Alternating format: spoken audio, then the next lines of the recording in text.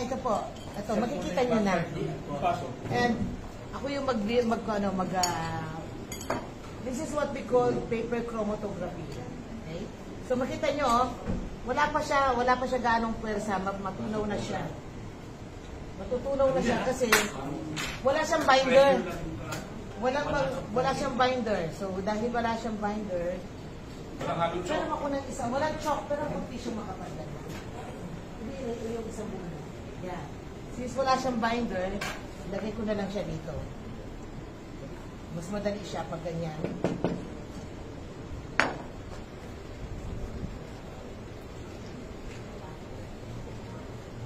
Nag-iipan ng electric fan. Ha? It's okay. Dito ba? Perfectly durog. Walang ano. Diyan pa lang palakpakan natin yung children. See? Wala siyang binder. Mabilis matunaw. Mabilis siya matunaw. Kaya lang ito, matutunaw ito. Patapon na natin. One day you can all visit the farm para makita So nyo. you can do this also. You can also do this. Agad-agad matutunaw siya. Hindi na kailangan gamitan ng martilyo ba? Kasi yung may mga martilyo, hindi yung po siya pwede. Sobrang tigas. Okay? Now, we're just waiting for the oil. The oil, ma'am.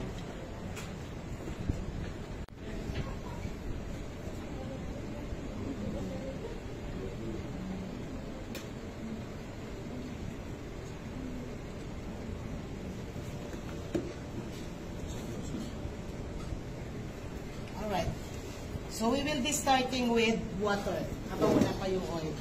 So, kailangan, ang isang tutuong spirulina, mapalabas natin yung kanyang mga nutrients. Right? At makikita mo yan sa pinakamurang pamamaraan.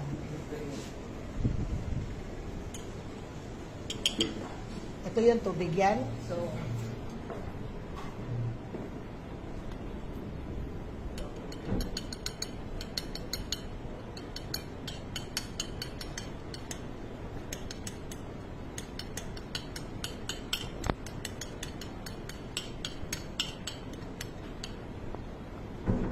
May isang kulay na tayo, yung green. so the green color is actually chlorophyll, which detoxify the blood. So pag may infection sa blood yung isang tao, o may anemic siya, yung leukemia, spirulina is very good because of the chlorophyll. Chlorophyll. Pag may anemia yung isang tao. Green means chlorophyll. It's for blood detoxification, ma-acid yung kanyang dugo para mag-alkaline. Ito yung kailangan niya. Yung mga acidic na dugo na kaagad nagmamanifest, ano man ang kainin. Diba?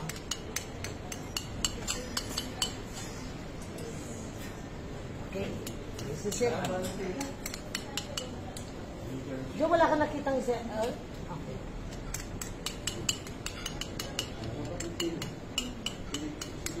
Ganun ang card din yun, mamani.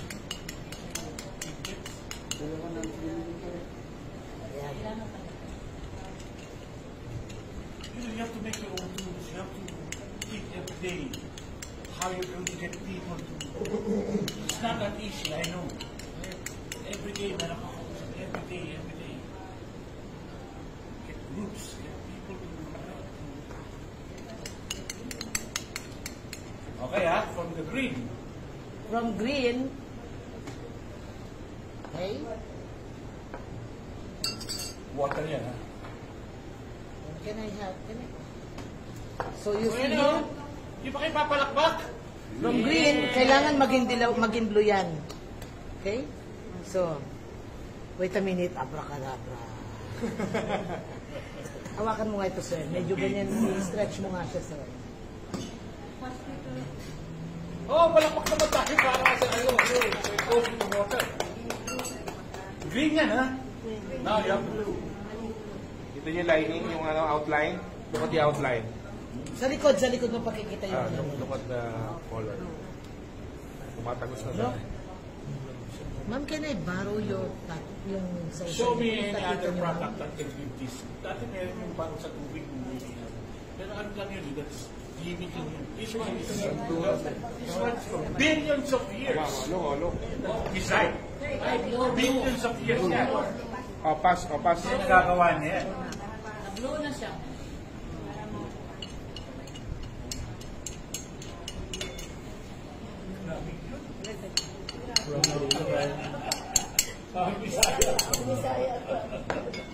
Sa Bisaya. I lived here. I lived here in 1987, 1 year. Mondragon. Now, ito naman, it's an Baby oil. Baby oil. I'm still doing it. Like you say, walang kita. That's it. So, kailangan mapalabas natin dito yung mga anti-cancer. Lahat man yan. Yung green is anti-cancer, blue is anti-cancer. Wala pa tayo sa sustansya, ha? Pang anti-cancer lang ang pinalalabas natin dito.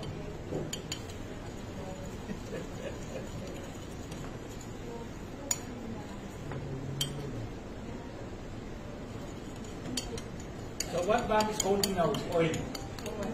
But alam mo water-soluble nutrients, fat-soluble nutrients. This is the fat soluble. Ito naman kay water soluble man siya. Transparent po yung baby oil, walang kulay yan. Sasabihin yung baby oil.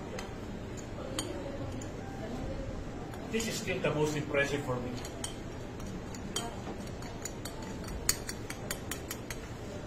Beta-carotene, lumabas ka. Ano? Palakpa! Do you think it's not a mission to promote this? Now yellow is coming. It's the anti-cancer. One of the most anti-cancer property is the yellow one. So, ayan siya, sir. Camera. Now, let's find the color red. Ma'am, pasok na. Yung parang ano po yun? Tingnan natin yung kulay red ngayon. Akin yung mga zeaxanthin, Zeaxanthin, astaxanthin, carotenoids. all the family of carotenoids. Let's take a look at this one. Who has this cellphone, sir? Come on, red. Come on, red. Water oil. Yun lang po tira sa water. Okay, yan siya, ha? Okay, mamaya titingnan natin siya kasi kailangan mapalabas natin yung red color. So, magre-red color na yan maya-maya. Yan. Taas pa lang. O, yan, no? Red na nga eh. So, from green. Palakpak tayo sa red! Okay, maya-maya yan, magiging red na yan. So, you see? Ang pinakita lang natin sa spirulina is the anti-cancer property, which is the chlorophyll, panglinis sa dugo. The phycocyanin, which will help the body to produce a matured cells sa bone marrow. Yung mga may leukemia, kailangan nila yan. And this beta-carotene, that is actually mix of carotenoids ito, which is a very, very strong anti-cancer property. Wala pa tayo sa vitamins, sa minerals, sa fatty acids. Wala ka. Sorry, sir. Nandito pa lang tayo sa anti-cancer property niya na nakita natin ang actual. Okay? So, yan. Mamaya-maya, let's wait kasi magre-red man yan siya mamaya. Mamaya kung Okay, you continue bro and then I'll go, you monitor on this, okay? Then I have to continue the other product. Okay, sige. Mamaya. So that is a simple presentation na. Overnight yan, red talaga. Red. Still, no? Diba, pura-pura yung kanya. Oh, here. The final product is this one. Actually, that's our picture. Right. Ano ba like that?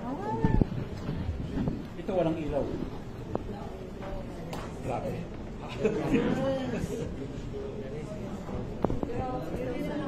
Ano, ayan na yung pula, oh. Puno-puno ni Sir Jan. Oh, yan, oh. Pakita mo sa akin dyan. Yan, oh. See even clear in the camera. Palakpakan naman natin si... Alam mo, dito pa rin spirulina, ang problema kasi with others, business yan eh. Lahat ng spirulina green yan. But the others extract the isolate mo yung blue. So pagaling pag kompleto. Yes. Ayan, another marketing gimmick. Okay, let's continue now para mabilis tayo.